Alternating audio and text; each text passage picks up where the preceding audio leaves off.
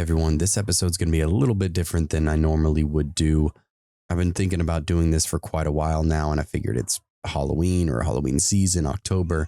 Why not? I know you wouldn't be upset about one more episode. So if you're wondering, which the title was already kind of giving it away, but these are repeat stories that I've read before at some point over the last 3 years. A lot of them were a long time ago, so it was kind of worth it to do an updated version, but I've read hundreds of stories at this point, so not a lot of them stick out, but there is a handful and more that definitely have, and these are volume one, or this is volume one of stories that I've really enjoyed over the last 3 years that have scared me, or whatever you want to call it. But yeah, hope you enjoy that. If that's not what you're looking for, then tomorrow will be road trip stories, and I will see you then.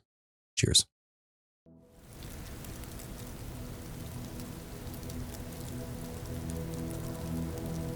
In many rural areas of the American West, cutting firewood in national forests is a necessary chore if you want a warm house throughout the winter. Our home in mountainous central Idaho was no exception. It was normal for my dad to pick me and my brothers up after school, then head into the mountains for an afternoon of firewood gathering. My dad would fell the dead trees, then saw them into chunks. My brothers and I had the task of rolling the wood into the truck and loading it up. We would continue this assembly line process until we had a truckload of wood, usually before nightfall. Hot, sweaty, and exhausted, we would then pile up into the truck cab, where we would make our way back down the mountain. At home the next day, we would unload and split the wood and stack it into neat little rows. This process was repeated until we had a winter's worth of fuel for our house, for our grandma's cabin, and then any extra for elderly neighbors. This particular afternoon, we decided to try a different logging road on the other side of the valley. This was well outside our familiar logging area. No real reason for the change, but my dad said he just wanted a change of scenery. This logging road had not been maintained in some time. Large rocks and fallen branches littered the path. My brothers and I had to walk out in front, pushing rocks and wood out of the way as my dad lurched the truck up the switchbacks. Yard by yard, we slowly made our way up the mountain. That hike was physically brutal. As we ascended the mountain and got further into the trees, this odd feeling started to set in. I wasn't sure if it was the exhaustion from the hike or something more. There was electricity in the air, like that whole mountain was buzzing at a wavelength just below my senses. In some odd way, it felt like the mountain knew we were there, and it wasn't welcome to that fact. I wanted to say something to my brothers, but before I opened up my mouth, my younger brother said, "Does anybody else feel like we're not welcome here?" My older brother and I stopped in our tracks and looked back at him. Both of us nodded in agreement. This moment was broken up by my dad honking and motioning us to continue clearing the path. Reluctantly, we pushed forward into a small clearing in the woods, where we finally stopped the truck. My dad, oblivious to our apprehension or simply choosing to ignore it, grabbed his saw and went to work. As the wood was felled and loaded, I could not shake that ominous feeling enveloping me like a dark shroud. I noticed my brothers were taking occasional glances over their shoulders as we worked. Everybody but my dad seemed to be on edge. The sun nestled down into the trees, and twilight began to set in. As the light drained from the sky, my anxiety only intensified. It wasn't until my dad unexpectedly told us to load up that a wave of relief flooded over me. I could see the tension in my brothers melt away as well. The truck wasn't fully loaded, an oddity. Getting half a load was a waste, according to my dad. We would sometimes work into the dark just to make sure the truck was full. But tonight, he seemed eager to head home. With everything loaded, we started down the road. Although dead tired, everybody seemed to be in a much lighter mood now.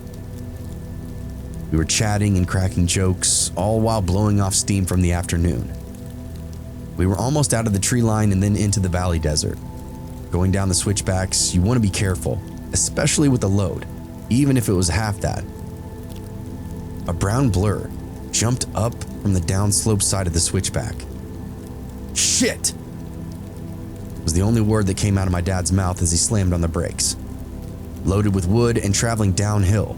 There was no way to avoid smashing into the blur. The truck finally ground to a standstill. The four of us peered out through the windshield. Nobody said a word. Illuminated in the yellow glow of our headlights was the crumpled body of a deer. Grumbling and cursing the deer's existence, my dad exited the truck to investigate. Doing as they were told, my brothers stayed put in the truck. I, however, didn't listen, following close behind my dad. The truck was fine. We hadn't been traveling fast when we smacked the deer, just some hair and blood in the grill guard. Hitting a deer out here really wasn't that unusual. The mountains were full of them. What was unusual, though, was that the deer dropped so quickly. At faster speeds, deer could still be upright and sprinting away, all to die in the woods after the collision, that last burst of adrenaline dump. This one fell over like a rag doll. Before even approaching the carcass, a deep, foul smell immediately hit us. Deer smell bad when they're alive, but this was on a whole other level. It was the smell of decay and rot. My stomach began to turn as we got closer. My nostrils were burning. Coming up on the deer, it was clearly dead. Really, really dead. The stench was so overwhelming, my eyes were watering. The body was a true horror scene. The eyes were gone, replaced with a sunken hollow hole.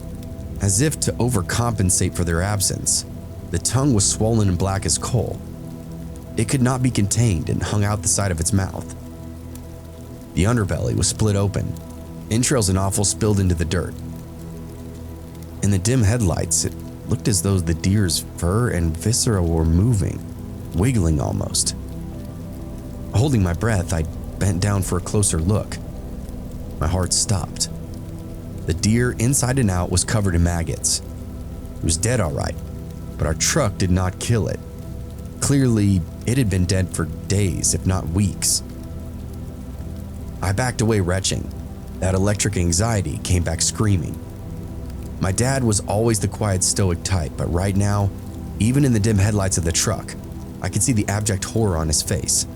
His gaze was not on the deer, but focused down the mountain. Poorly masking the fear in his voice, he firmly told me to walk back to the truck and get inside. I obeyed without objection. As I grabbed the door handle, a loud shriek came from out of the woods. Branches were shattering and breaking. Something was heading up the slope toward us. I slammed my door closed just as my dad reached the truck. Before his door was shut, he pressed on the accelerator.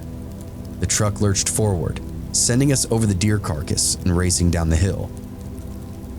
With mine and my brothers yelling, it was hard to tell if the shrieking was following us or not. Our truck popped out of the tree line and into the desert sagebrush. Once out of the woods, everything quieted down. We were left with only the rumble of the engine and the wind through the half-open windows. Pulling back into our property, the truck came to a stop. We sat in silence. No one moved to leave the truck. Everyone started talking at once, though. We all had questions. What was that screaming? How does a dead deer jump uphill in front of a truck? And there's no way the truck killed it. Dad just shook his head, motioned for us to quiet down.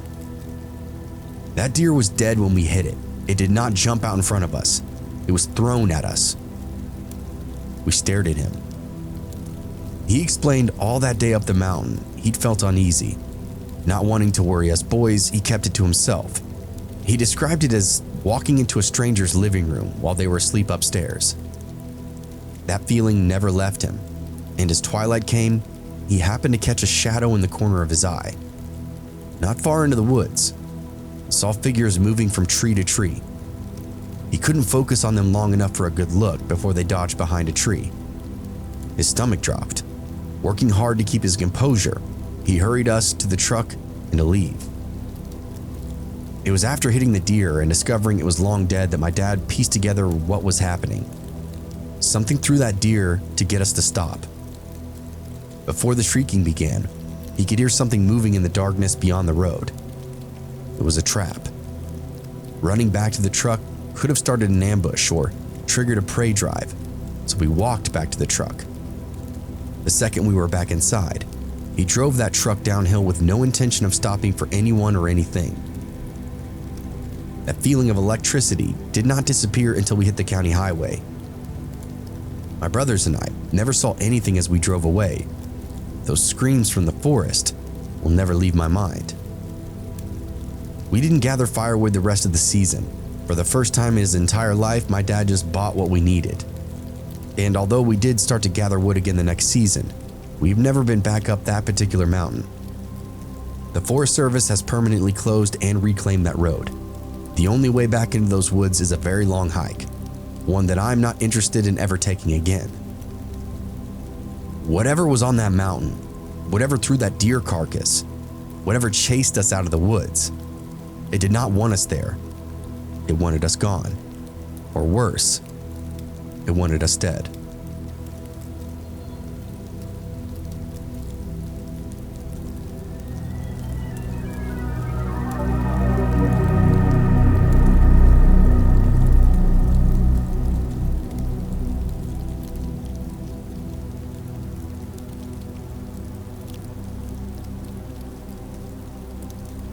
I grew up in Ohio in the 70s, and me and my childhood friend Joe were outside all the time that we could manage it. Joe lived on a farm that bordered a pretty big forest. My parents would drop me off in the morning, and we'd stay in the woods all weekend long. We'd only come out for school. We loved pretending that we were frontiersmen. We'd build shelters, traps, practice making fire with sticks, the whole 9 yards. When we got to be in high school, we got this notion to pull a Stand By Me. This was based on the movie of the same name that had just come out. The idea was that we'd walk the railroad tracks out in the country, but instead of looking for a dead body, we'd find cool bridges to fish from, camp a little ways off the tracks. Of course, we knew this was dangerous and we'd likely be trespassing, but we were kids. We had a lot of fun. We did find beautiful rivers, we discovered bridges nobody had went to. We fished, we hid from trains. And at night, we camped in the woods just near the tracks and made small hidden fires. Nothing bad really ever happened. It was idyllic. In fact, it was so much fun that we did it multiple times and never had a problem. After high school, me and Joe went our own separate ways. We both left home, but always stayed in touch and always tried to coordinate visits so that we'd see each other occasionally. Well, one summer in the mid-90s, it worked out that we were both in town for about a week. We do stuff with the families in the day, and at night we either catch a drink at a bar or just sit outside Joe's house, around a fire and talk about the old days. One night me and Joe got to talking about our Stand By Me trips. Well, nostalgia and beer are a hell of a mix. Soon we decided to take a day, walk the rails, camp one night and then walk home. The day came and we started out early morning. We had my wife drop us off in the middle of our old spot where we used to start, right outside our hometown. She thought this was absolutely crazy and made sure to mention it a few times. When she pulled away, Joe suggested that instead of walking the usual route, we'd take the opposite direction, just to be adventurous. We knew the land well, we had a map, so I gave a, "What the hell?" and off we set. The day went fine. It was fun and a little sad, but in a good way.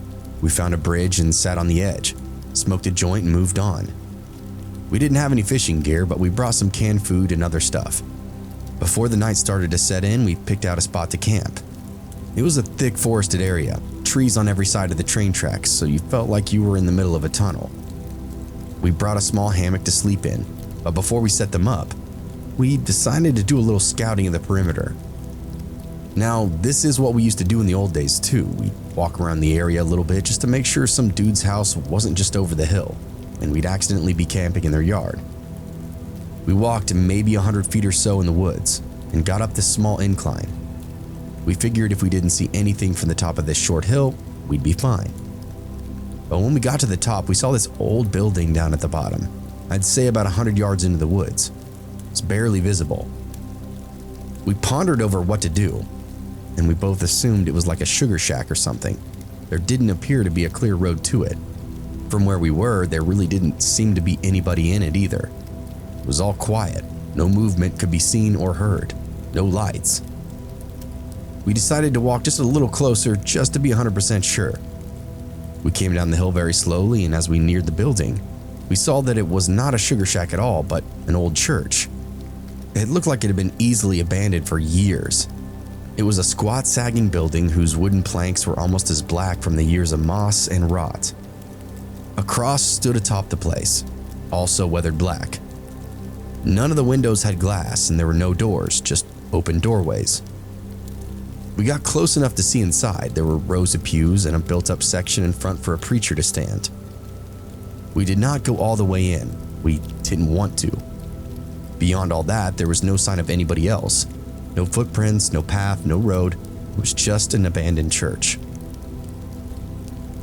We left pretty much immediately, went back up our hill to our spot that we picked out to camp. Having a hill between us and the church made us feel a little bit better, but I will admit, we were still a little uneasy. We chalked it up to the natural creepiness of seeing a church in the middle of the woods. Besides, at this point it was dusk and we just decided to rig up our hammocks and go to sleep, move on at early morning. Night set in, and as we lay on our hammocks and shot the shit, we began to hear something in the direction of that church. Our conversation about it went on a little like this. "Do you hear that? The fuck is that? It sounds like people singing." And it did sound just like singing. We both slid out of our hammocks and hunkered down, straining to hear more. We listened for a minute or two and the singing continued, but it wasn't getting any louder. Finally, we decided to creep back up the hill, see if we could spy from where the sound was coming from. We could both still move pretty quietly in the woods from the old days. It was almost second nature to us. The moon was barely out, but it provided just enough light so you wouldn't walk into a tree. But it was near pitch black. We didn't use flashlights as we crept up slowly the hill, and neither of us talked. When we got to the top, we saw a light in the distance. It was coming from that church, and the singing was coming from inside. Joe and I put our heads close together, had another hushed conversation that boiled down to, "Can you believe this shit?" The light looked to be candlelight from the way it flickered, and though we tried, we couldn't make out what was being sung. It sounded like church music, but almost in another language. We sat and watched for a while, trying to see who was in there, but we only saw occasional shadows. We had no intention of getting any closer either. We had around a football field link between us, and we aimed to keep it that way. The singing continued for a little bit and then stopped. After that, a booming male voice began to chant. I was already freaked out, but this voice thoroughly scared the shit out of me. It sounded like some Old Testament preacher you see in the movies, but again, it was like he was speaking in a completely different language because we could not understand a single word that he uttered. Eventually, it got to where the single male voice would say something and then a bunch of voices would answer in unison. This lasted for a while, and then they all broke out into this long, sustained wail that just kept getting louder and louder. It got so loud and so disturbing that I covered my ears. And then it stopped. At this point, I was getting ready to say aloud, "Let's just get the fuck out of here," when Joe put a hand on my shoulder and hissed, "They're coming out!" We were far enough away that we couldn't make them out really well, but what we could see was a line of figures walking out into the open doorway, all holding hands in a single file.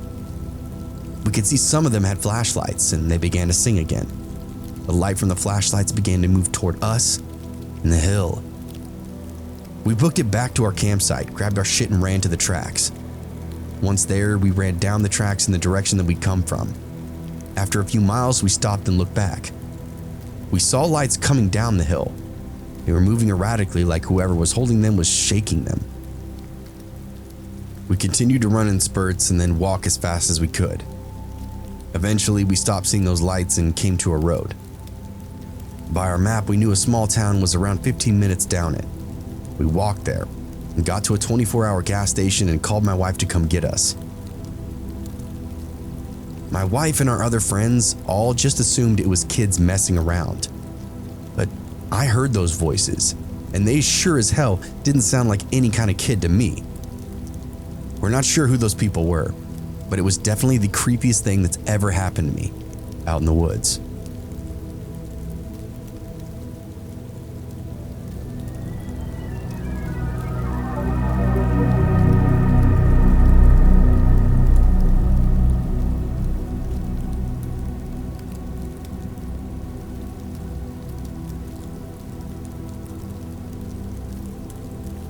used to work on the north slope of Alaska in the oil industry.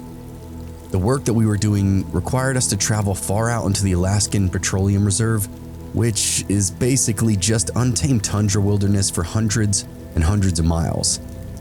The oil companies would build these long ice roads in the winter that would lead to the exploration drilling pads. Our job was to go out after they finished the initial drilling and test rock formations for their oil-producing qualities. It was mid-January. The sun hadn't quite come up yet. And when I say the sun hadn't come up, I mean in almost a month and a half. Polar nights are intense. The particular well site that we were traveling to was around 60 miles west of Alpine, Alaska, deep in the wilderness. Our job took a week, but we finished, and we're headed back to camp to finish our hitch and go home. At the beginning and the end of the ice roads are guard shacks you have to check in and out of for safety. There's no cell reception, and radios only work up to a distance. If you don't check in or out at a set time, they come looking for you to ensure that you're not a popsicle. It was around 4 in the morning, not that it mattered in the land of endless night, and we were halfway across the ice road. Travel was slow, as the speed limit on these roads is only 25 miles per hour. Something appeared out in the road in front of our headlights. It was a man in jeans, sneakers, and a hoodie jacket, walking down an ice road in wilderness tundra at 4 a.m. It was negative 20 degrees outside. It's not unusual for the local Inuit people to be out this far hunting. Maybe his snowmobile broke down and he's trying to get back to the guard shack. It seemed pretty plausible. He didn't acknowledge us as our trucks rolled up next to him. He just kept shuffling forward. He didn't seem cold. His clothing, while totally not appropriate for this extreme weather, appeared to be warm and dry. We also noticed that he wasn't Inuit, but Caucasian. I rolled down my window and asked if he needed any help and if he was okay. He still didn't acknowledge us. He just kept shuffling forward. His face was completely blank, devoid of any thought or emotion. The other guys in my truck suggested maybe he was in an accident and was now in shock. I continued rolling my truck alongside him as he trudged down the road, still trying to get his attention. Even in this extreme cold, I could occasionally get whiffs of a peculiar smell coming off of him. He smelled acidic, if that makes sense. There's just a lot about this guy that made the hair on my neck stand up. The guy behind me in the truck's crew cab had just had enough of all of this. He rolled down his window and reached out to grab the guy. He later said he was just going to try to shake him out of this stupor. Before my buddy's hand could reach him, though, this walking popsicle spun around and latched onto my buddy's outstretched arm.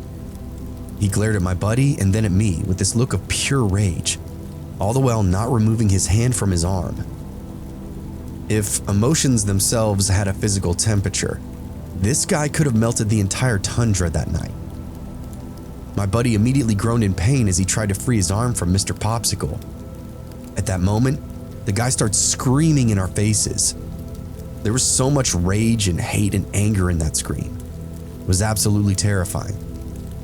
I slammed on the gas and spun out on the ice for a second before the wheels finally caught and launched us forward. Popsicle Dude still had a hold on my buddy's arm and was trying to pull him out of the truck. He was running alongside of the truck while the other guys in the cab held onto my buddy to help keep him inside. After several moments, it could have only been a few seconds at most, my buddy finally tore free from this guy and we hauled ass to the guard shack, which was another 30 miles down the road. We checked in with the guards and reported what we had just seen. The guard was looking at us like we were pulling some kind of prank, but the policy said they had to check it out regardless. My friend's arm was sore, and when he pulled back his sleeve, there were noticeable bruises in the shape of a hand around his arm. We filed a report with the guard and were told to just head back to camp. None of us really wanted to talk about what happened, and it was a quiet drive the rest of the way. We flew back home the next day. The next time we saw that guard at his shack, we asked him if they ever saw Mr. Popsicle on their patrols. He told us they searched up and down that ice road for a solid 12-hour shift, saw nothing, not even tracks in the snow leading off the road. Told us it was a good prank. He'd get us back for making him waste an entire shift driving around. But it wasn't a prank. Who would make up a story like that? And who would willingly bruise their arm for some kind of dumb prank?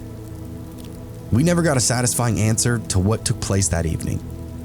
And still to this day, I wonder about that dude, if he even was a dude. The Alaskan tundra is a weird place, and that's just one of my many stories from my time up there. I'll work to write down more of my experiences and share them to the appropriate subs.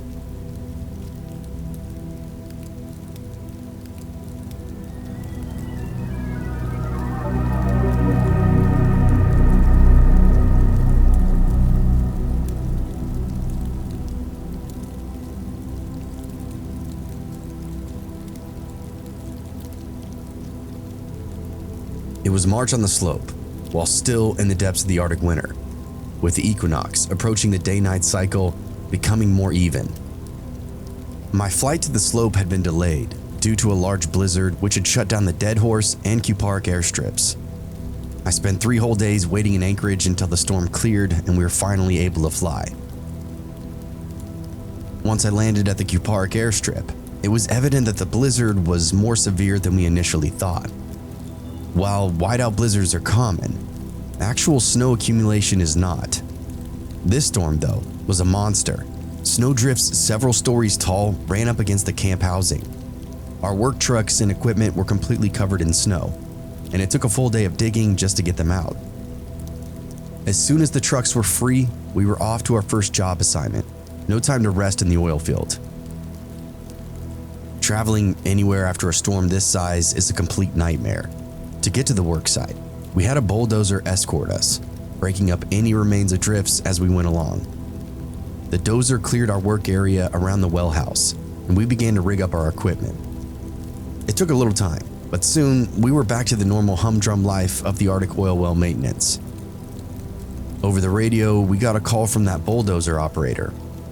As he left, he'd seen a giant black animal heading in our direction. He couldn't really tell if it was a wolf or a big dog, but it was massive and moving erratically. In the winter, many animals aren't active on the slope. Caribou, musk oxen, and foxes are usually the only wildlife you'll encounter out in the snow. The animals keep to themselves for the most part, but you learn very quickly to never look the animals in the eyes if they approach you. This goes doubly for the white foxes, and I advise you to do the same. The grizzlies are hibernating, the male polar bears are hunting in the sea ice, while the females are denned up with the new cubs. Wolves aren't completely unheard of, but rarely leave the Brooks Range Mountains a couple of 100 miles to the south. Whatever the operator saw, we would keep watch, but it really wasn't our problem. It was a problem for the bear police. So we went about our work, albeit cautiously. It's interesting to know that the oil companies on the slope have private security officers who, besides being private law enforcement, also try to minimize encounters with wildlife. We refer to them as the bear police, which is a cute name for a rather dangerous part of their job. These security officers are the only personnel on the North Slope, outside of regular law enforcement, that can actually carry firearms. Their primary job when encountering large predators is to harass them until they leave. This is done with beanbag guns or loud noises at first. When and if that fails, or the animal is unusually aggressive, lethal force is needed. We settled back into work and forgot about the wolf or dog or whatever it was. I needed to take a leak. I got out of the truck and walked back behind the well house to take care of my business.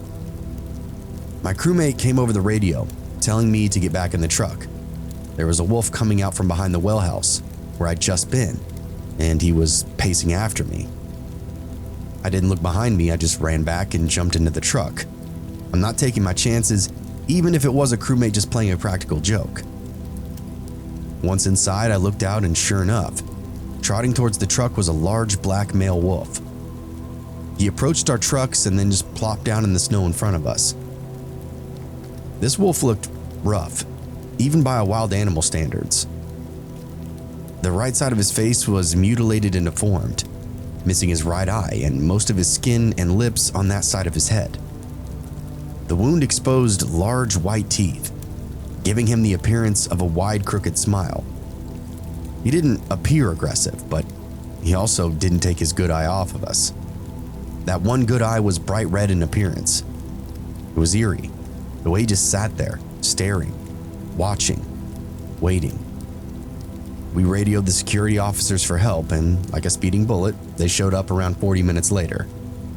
That whole time that we waited, the wolf never diverted his attention from us. If I hadn't seen him breathing, I would have assumed it was a statue. The security officers arrived and took some pictures for their reports. Then began the process of driving the animal back out into the tundra. Truck horns did not startle him. He didn't even flinch. Charging him with their truck did nothing either. Then they took aim with a beanbag gun, hit him square in the ribs. The wolf let out a yelp but did not get up or move from that spot. The next beanbag hit him in the head, and that jostled him enough to get up and leave. Security told us to call back if we saw the wolf again. They seemed confident he would move on and not be a bother anymore. The sun was setting, and our job was still hours from wrapping up. Working a 13 to 15 hour day isn't unusual. You either get used to the long hours or you find another line of work pretty quickly. I was running the computer equipment inside the truck, and weird data was coming back from the tools down in the well. They were blanking out and losing signal, or they were just reporting data backwards, but the diagnostics wasn't indicating any issues. To the computer system, everything was operating normally. I tried a few different things to fix the issue, but it persisted. One of the workers went out to the wellhead to check the gauges and the cables, trying to isolate the problem from there. He was outside for not more than 5 minutes before the night was pierced by a long, bellowing howl. This was immediately followed by the high-pitched shriek of one of our crewmates. Throwing the door open, I was able to catch a fleeting glimpse of a large, dark figure running from behind the well house. Our crewmate ran past us and jumped inside, pale, sweating, and full of adrenaline, and he tried to relay what had just happened. Through his panting, he said he was in the well house checking the cables when someone walked up behind him. Thinking it was one of us, he started a conversation with his back turned. When he got no reply, he turned and was met face to face with a 7-foot-tall black wolf standing on its hind legs. It stood between him and the door, growling. Without thinking, he flung his pipe wrench at the beast and struck him hard in the chest. That's when it let out that howl and ran off. Our crewmate was adamant that this was the same wolf from earlier because its face was mangled in that crooked half smile and that one fiery red eye. Myself and the others on the crew had a hard time believing he saw a giant wolf man. We had no doubt that he saw the wolf, but we reasoned that in his panic, he hallucinated that it was upright, like a man. But we'd all encountered weird enough things on the slope to never count out the impossible. We radioed the security officers and told them the wolf had returned and waited inside the truck. I mean, what else could we do but wait?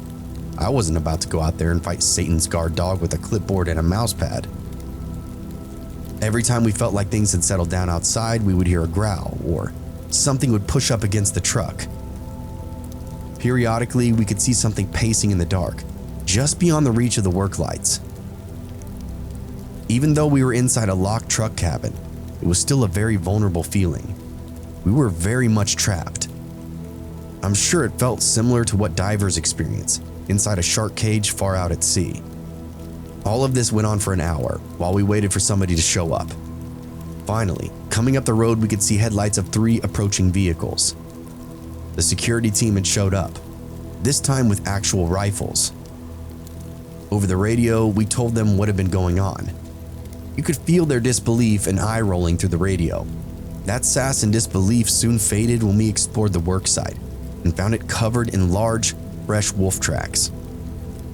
The security team split up with 2 trucks, headed out to search for the wolf, while one remained with us as we loaded our equipment and finished up the job. We didn't hear or see anything else that night as we cleaned up, but we sure did keep our heads on a swivel.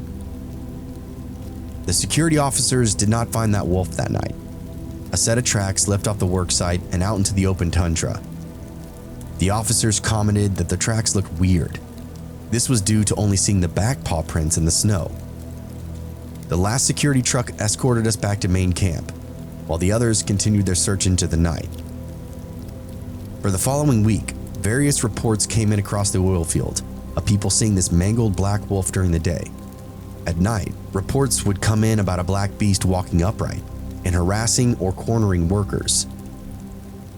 Security seemed to always show up minutes too late. During this time frame, many of the Alaska Native workers were getting nervous. One of the workers that was in our camp workshop was from Nuxit, a small Inuit village just west of the oil field. He told us it sounded exactly like an Ajirak, a shape-shifting creature that can take form of any Arctic animal while it hunts. He said it was obvious as the wolf was a normal, albeit deformed animal in the daylight, but transformed into an upright monster after nightfall. The Ajirak are thought to be Inuit hunters that traveled too far north and became stuck between the world of the living and of the dead. They transformed into evil, deformed men with sideways mouths and eyes. They used their power of shapeshifting to hunt other Inuit, especially children. The Inuit are very weary of wild animals for this very reason. A week following our encounter, the security team was able to corner that wolf on a remote work site. It had attacked and trapped 2 welders inside their truck. Both of them had superficial cuts through their snowsuits but were otherwise fine. Having no other choice, the wolf was euthanized on the spot. Security shot the wolf once, and instead of dropping dead, it charged the officer that had shot it. It then took 3 more high-powered rifle shots before it eventually collapsed at the feet of the officer.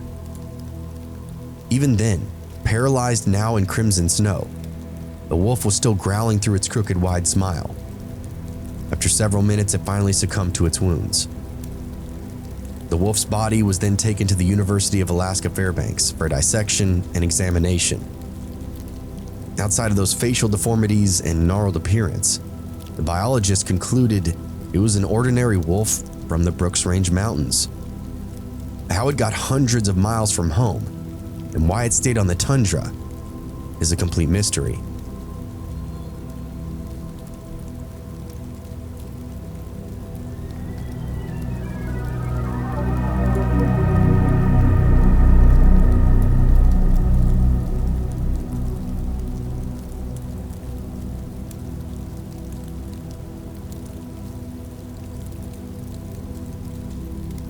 This happened while I was growing up, around 2004 or 2005 when I was 13 years old. It took place in a rural area, a good ways outside the town of Uvalde, Texas. The town itself was really small back then and not much to look at. It's just one of those towns that really isn't on the way to being anywhere important. My father knew somebody who owned a deer lease that was around 1,000 acres. Down outside the area, he was always complaining about a ton of hogs that were always tearing up their land. It being open season on hogs in the south, my dad thought he would surprise me that summer and take me down for a week to go hunting for them. Not only did that help him with networking for his job, but also gave us some quality father-son time. I remember that drive down there from Dallas was just absolute torture. It was around 7 hours in my dad's hardtop Jeep Wrangler. That car was so uncomfortable, I hated it. All I had to do was either stare out the window or try to beat Super Mario Land 2 on my Game Boy Pocket, something that I was never able to accomplish in my youth. The drive took most of the day, so when we got there, it was the early evening. The owner of the land told my dad that he hadn't had anybody lease it that year yet. The cabin and the property might be a little rough and dusty. I didn't really care. At this point, I'd been in the Scouts for a couple of years and spent a lot of my free time in the woods or fishing with friends. Needless to say, I was pretty comfortable overall roughing it. So after unlocking the gate and driving to the cabin on the land, we settled in for the night. The cabin was pretty rough, dust and dirt everywhere, flies, and I also remember it looked like some raccoons had gotten into the cabin, pooped all over the floor. After cleaning up a bit and getting the sleeping bags out, then setting up the cots, we decided it was time for bed. Something about that night was weird though. I was never able to get comfortable enough to fall asleep for any restful amount. I couldn't put my finger on why, but I just had this feeling of being watched. I was finally able to drift off for what I guessed was maybe an hour. When I woke up, it was early, around 7 a.m. We decided to scout around the land for tracks and signs of hogs, find a good place to set up a blind. It was the summer and horribly hot in the afternoon, so morning was absolutely the best time to be out and about.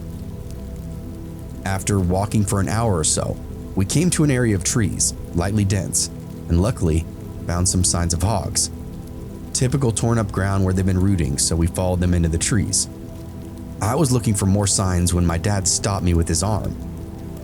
I remember looking up and seeing someone standing about 50 yards away.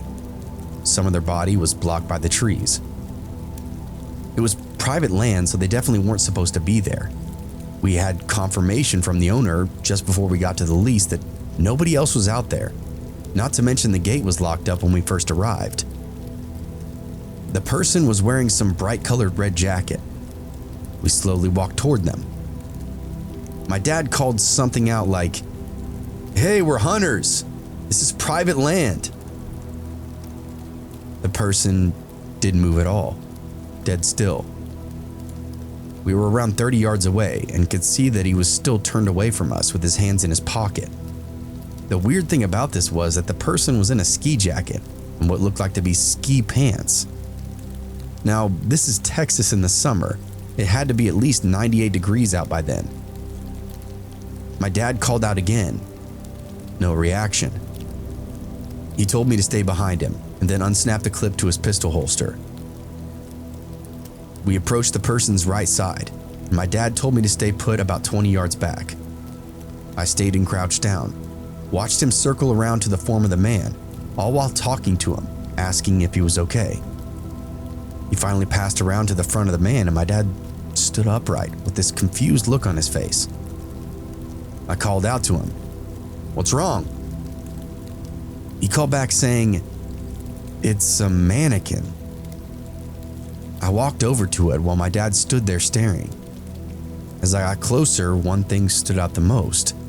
Those clothes that it was wearing were brand new, no dust, sap, bird droppings, or even signs of being outside for more than a day at most. At that moment, I looked at my dad and I could see him getting worried. Almost immediately, after I felt that feeling again, like we were being watched, and I knew my dad felt it too. I almost wanted to start crying. I remember feeling just so scared. My dad whispered to me, "We're leaving right now." He grabbed my hand and drew his pistol. He scanned the area the whole way back, while I was trying to hold back panicked tears. We got back as fast as we could, and I was so terrified. It felt like an eternity, but in reality, it was only about 45 minutes max. After returning, we packed up and just beat feet. We drove back home that day and didn't even talk much on the way back. I remember right after we left, my dad called his buddy, the owner of the land, and he was confused. He said he would go check it out next week when he was back in the area. He also said he'd never had an issue with people because his property was pretty high fenced. My dad normally isn't a paranoid person, but me being young and the lease possibly having somebody there we didn't know about, he decided to be cautious and just get out of there. After we got home, we finally talked. My dad wasn't able to sleep the night before either. He had that same feeling, but didn't want to wake me up because he thought I was sleeping. It turns out the next week, he finally got a call back from his buddy. He had checked the whole property, never found any trace of anyone. No mannequin, no nothing. That story still makes the hair stand on end. No idea what that was, but the paranoid man in me thinks it was some kind of trap. It's not the creepiest thing that's ever happened to me in the woods, but def top 3. So whoever was out there, I'm glad we never met.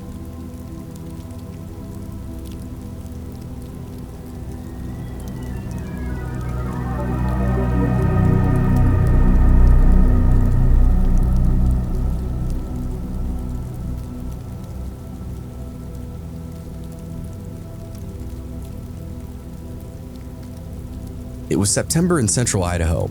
Autumn had come to the mountains, and with it, bow hunters looking for mountain goats. My cousin, let's call him Vern for anonymity's sake, is an avid hunter. He's been all over North America hunting various game: bears in Alaska, wild hogs in Texas, bighorn sheep in Wyoming. But his favorite hunting area was the Lemhi Mountain Range in central Idaho. Our extended family has been hunting in these mountains for generations. We know every river bottom and every mountain peak, like many people know their own neighborhoods. Mountain goats are a fascinating animal to hunt. They live well above the tree line in rocky environments. They are sure-footed and can climb near vertical slopes.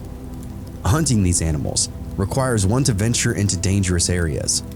You have to be mindful as you pursue an animal like that. One wrong step on a rocky slope or one loose rock could mean you're not going home again, ever. Vern was a mountain expert, something he was just born to do. He decided to hunt in the Hayden River area of the Lemhis. It's a familiar spot to most locals, and the area is home to plenty of mountain goats. That first mile of Vern's hike was uneventful as he climbed up the canyon.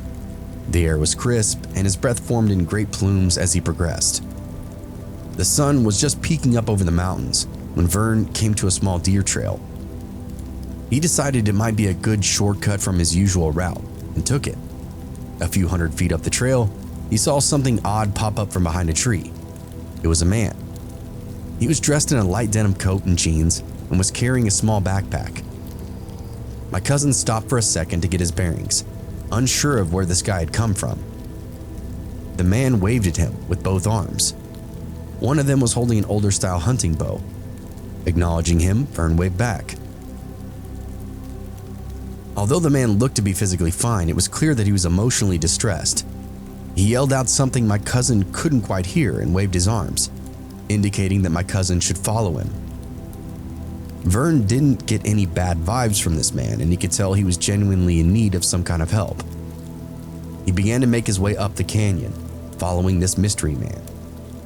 Vern could never gain any ground on this guy though. He was always just far enough away that he couldn't talk to him. Periodically, the man would stop, turn towards him, and make sure that Vern was still following. Every time he looked back, Vern could see the worry in his face.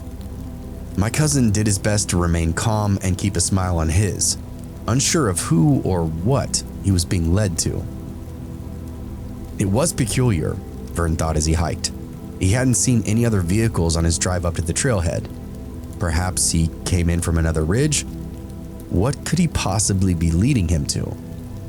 He figured one of his hunting party had been hurt and needed help. Of course, he wouldn't have had to speculate if the man would just stop and talk to him for 5 minutes. Vern lost sight of the guy just past a turn in the trail. The trail opened up into this incredibly steep rocky talus slope. He looked in every direction, could not locate the man, when he heard a whistle. Looking up, he saw the guy about 500 feet up the rocky slope, waving at him. There was no possible way he could have gotten up that far in just the short time Vern had lost sight of him. Still, he didn't feel any fear or weariness about this weird situation.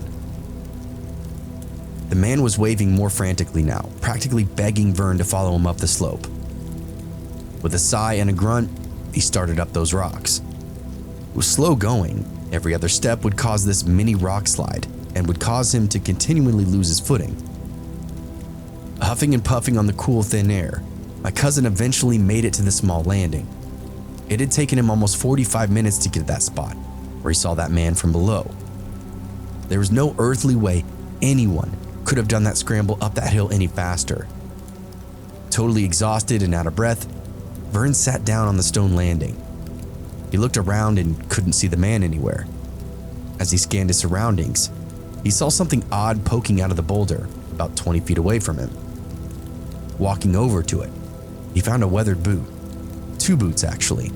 Inside those boots, and under that boulder as well, were bones. Vern looked around once again for that man, but he never saw him again. Instead of feeling eerie or unnerved, Vern felt a sense of relief wash over him. These emotions weren't his own. What he felt like had seemed to come from all around him. He marked that spot with his GPS, decided to make his way down and call the authorities. The Lemhi County Sheriff's Office responded, and he led them up the canyon to the body. It took 4 grown men to push the boulder out of the way, and when they did, they found the skeletal remains of a man. On the body, they found hunting equipment and some personal effects. From a credit card inside the wallet, they were able to identify the man. He was a bow hunter that had gone missing almost exactly 53 years beforehand. Vern never wanted to be identified to the public or the missing hunter's family. He didn't want recognition for something like that. To him, it was just one of those bizarre mountain stories. He was happy that the family got closure, even if it was half a century later. The only thing that bothered him was the man leading him up to the canyon with this strange and sudden disappearance. He had mentioned the waving man to the sheriff, but was brushed off. When news reports came out announcing the discovery, several photos of the man were published. Vern was absolutely shocked when he saw them. In those photos was the man that he'd seen leading him up the mountain to the body. It finally made sense to him. That man's distressful look, the constant checking to make sure Vern was following him, the sense of relief that he felt when the body was discovered. That man was desperate to get home, and through Vern, he was able to be reunited with his family.